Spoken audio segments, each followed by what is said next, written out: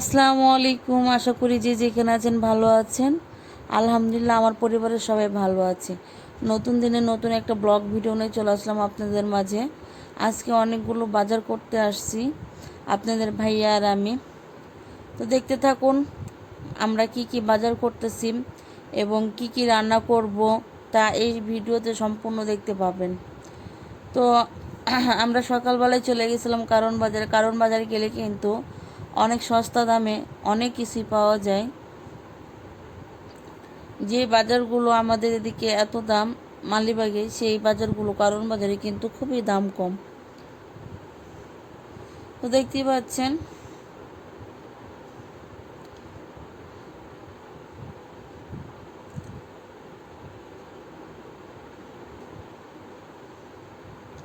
তো এটা হলো আলুর গোডাউন।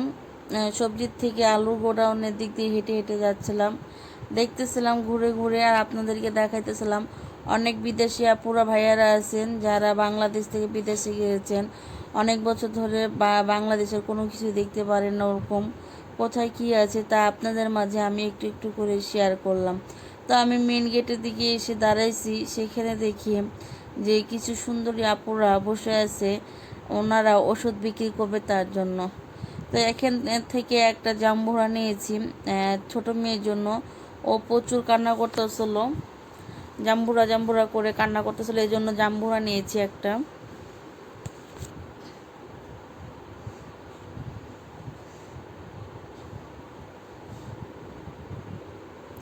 ভিডিওটা যারা এ পর্যন্ত আসছেন অবশ্যই একটা লাইক দিবেন, আর ভিডিওটার নতুন যারা আসছেন সম্পূর্ণ ভিডিওটা দেখে সাবস্ক্রাইব করে পাশে থাকার চেষ্টা করবেন। সম্পূর্ণ ভিডিওটা দেখার জন্য অনুরোধ রইল আপনাদের কাছে। তো আমি এখান থেকে গরম গরম পুরি নিচ্ছিলাম আমার বাসার জন্য। এখানে আসলে কিন্তু সব কিছুই পাওয়া যায় এবং মজার মজার খাবারও পাওয়া যায়। খাওয়া দাওয়া করে চলে আসছি মুরগির দোকানে, দুইটা মুরগি নিয়েছি।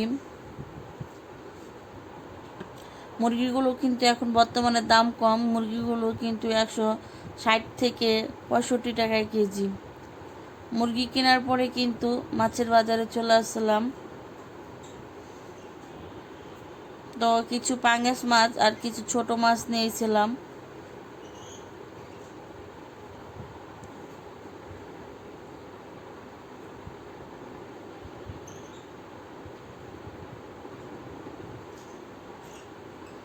তো দেখতেই পাচ্ছেন গোড়া মাছ নিয়েছি। তো বাসায় চলে আসার পরে একটু রেস্ট নিয়ে আপনাদের মাঝে শেয়ার করতেছি বাজারে কি কি করলাম। এখানে নিয়েছি দারচিনি, এলাচ, গোলমরিচ, ধনে ধনে নিয়েছি, জিরা নিয়েছি। এগুলো সম্পূর্ণ ব্লান্ডার করবো বাসায়।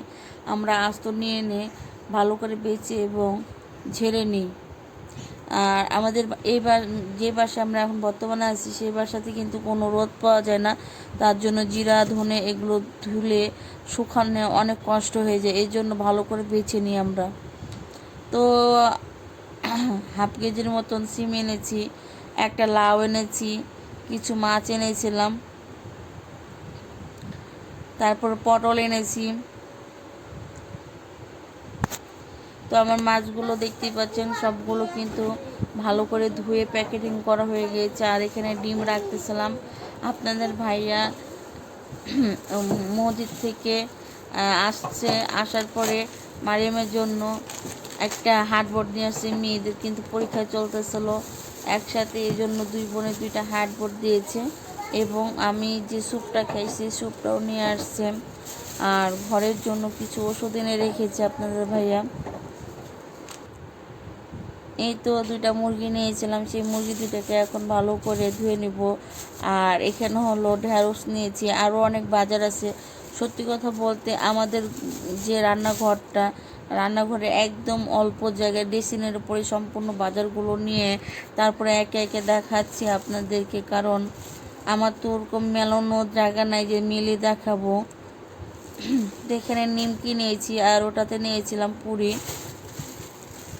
নিয়েছি ছোট আলু ভাজি করার জন্য, আর 3টা গাজর, একটা জাম্বুরা, আর হলো লতি। তো লতির যারা ভিডিও চান অবশ্যই কালকে ভিডিওটা পেয়ে যাবেন। তো শুভ সকাল। সকালবেলা উঠে দেখি কি গ্যাস নাই, এই গ্যাসে কিন্তু ভাত বসাই দিব। আর এদিকে মুরগি ভিজিয়ে রেখেছি, এটা কিন্তু তার পরাদিনের ভিডিও। আজকে কিন্তু হুজুরদেরকে খাবার দিব, তার জন্য কিন্তু রান্নার আয়োজন চলতেছে। এই ডিম চুলাতে ভাত আগে বসাই দিয়েছিলাম, আর ডিম দুইটা সিদ্ধ করে নিয়েছিলাম। তো এখন আমি দেখতেছি গ্যাসটা হালকা একটু বেড়েছে। আমি যদি গ্যাস থাকে তাহলে রাইস কুকারে আর মুরগি চড়াবো না, গ্যাসেরই রান্না করে উঠবো, ডাল রান্না করব।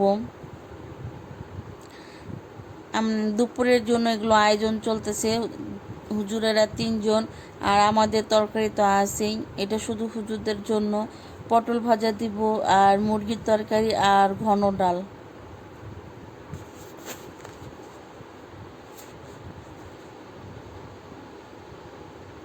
তো আমি কাপড়গুলো ধুয়ে নিয়েছিলাম রান্নার ফাঁকে ফাঁকে, যেহেতু গ্যাস নাই তার জন্য। আর এদিকে রাইস কুকার কিন্তু নামাই রেখেছি, যদি গ্যাস না থাকে তাহলে আমি রান্না করে নিব। আর এদিকে কিন্তু অলরেডি আমার পটলগুলো ছিলা এবং কাটা হয়ে গিয়েছে। এখানে আমি কিছুটা পরিমাণ গরম পানি দিয়ে রেখেছি, আর একদিকে ভাত হয়ে গিয়েছে।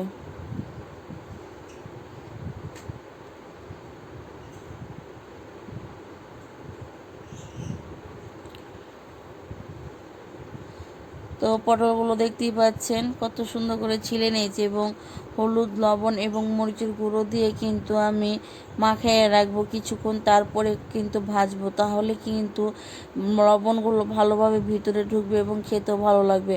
আমি যে গরম পানিটা বসাইছিলাম সেই গরম পানিতে আমি মুরগির পাগুলো ভালো করে ভিজিয়ে বেছে নিব।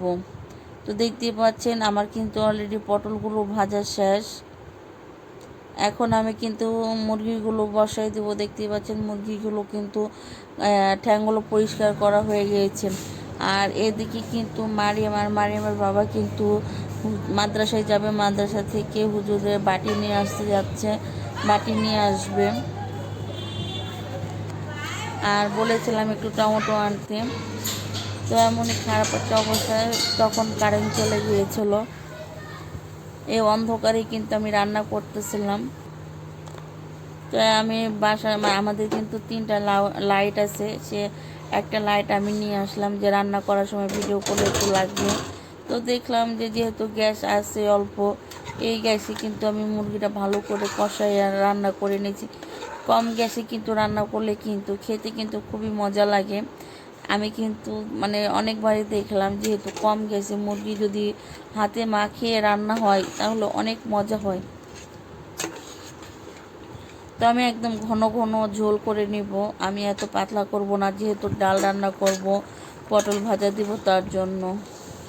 তো আপনাদের ভাইয়া চলে আসছে, দেখতেই পাচ্ছেন। আপনাদের ভাইয়া টমেটো আনতে বলেছিলাম আর বাটি, তো নিয়ে আসছে। আমি এখন টমেটো দিয়ে ঘন ডাল রান্না করব, আর টিফিন বাটিগুলো ধুয়ে নিব। তো এদিকে আমি ডাল বসায় দিয়েছি সেই ডিম চুলাতেই। আলহামদুলিল্লাহ আমার কিন্তু এই অল্প গ্যাসই কিন্তু আজকে সম্পূর্ণ রান্না হয়ে গিয়েছে। হ্যাঁ, আমার কষ্ট হয়েছে, সকাল 7টার থেকে নিয়ে দুপুর 12টা বেজে গিয়েছিল রান্না করতে করতে। তো সম্পূর্ণ কাজ কাম শেষের দিকে এখন আমি টিফিন বাটিগুলো ধুয়ে নিয়েছি, আর এদিকে খাবারগুলো রেডি করার জন্য আপনাদের ভাইকে ডেকেছি যে তার বাবা আসো আমরা হুজুরের খাবারটা দিয়ে নিই। তো সর্বপ্রথমে আমি ডাউলগুলো বেড়ে নিচ্ছিলাম, এক সাইড করে একটা একটা করে তো কাম করে আগাইতে হবে। তো হুজুরদের খাবারগুলো দিচ্ছিলাম। আমার 2 মেয়ে যেহেতু পড়ে আরবি, আলহামদুলিল্লাহ আমার বড় মেয়ে 4 মাসে কোরআন শরীফ ধরেছিল, অনেকখানে এগিয়ে গিয়েছে আলহামদুলিল্লাহ। আমি মনে করি বাসায় পড়ানোর থেকে যদি মাদ্রাসায় যাই পড়ে তাহলে কিন্তু অনেক এগিয়ে যেতে পারে এবং অনেক কিছু শিখতে পারে। তো ডাল খোলার পরে কিন্তু আমি দিয়ে মুরগির গোস্ত এবং আলু ফুলতেছিলাম, তাই আপনাদের মাঝে একটু শেয়ার করলাম। আমরা কিন্তু 2 বেলা খাবার দিই, দুপুরে আর রাত্রে।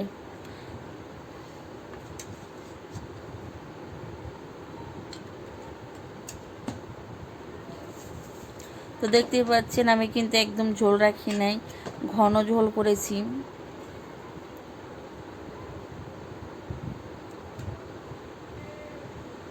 দুই বাটি ভাত দিয়ে দিয়েছি, যেহেতু 3টা হুজুর আছে সেজন্য বেশি করে একদম চেপে চেপে 3টা হুজুরের ভাত বেশি দিয়ে দিয়েছি।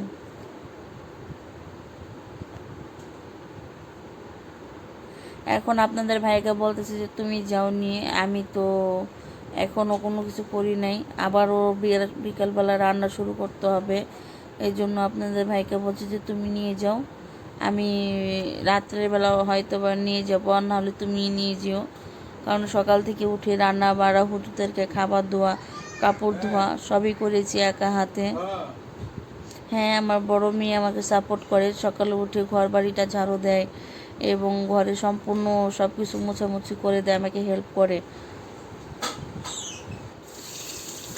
তো আমার শাশুড়ি আমার জন্য দুপুরে খাবার দিয়েছিলাম, আর এদিকে আমি অল্প গ্যাসে কিন্তু মাছটাও ভেজে নিয়েছি, আর এদিকে ভাতও মানে বসিয়ে দিয়েছি।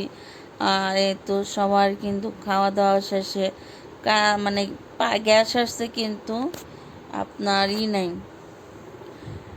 গ্যাস আসছে কিন্তু পানি নাই।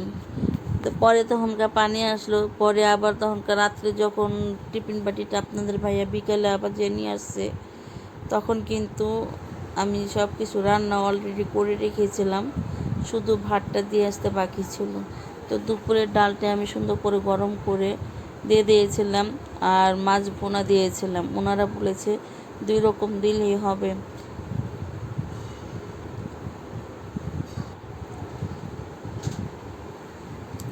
দুই রকম দেওয়ার একটাই কারণ হয়েছিল, কারণ ওনাদের হুজুরদের ভিতরে 3জন খায় দুপুরে, 3জন রাতে 3জন, তো 2জনের অনেক জ্বর ছিল।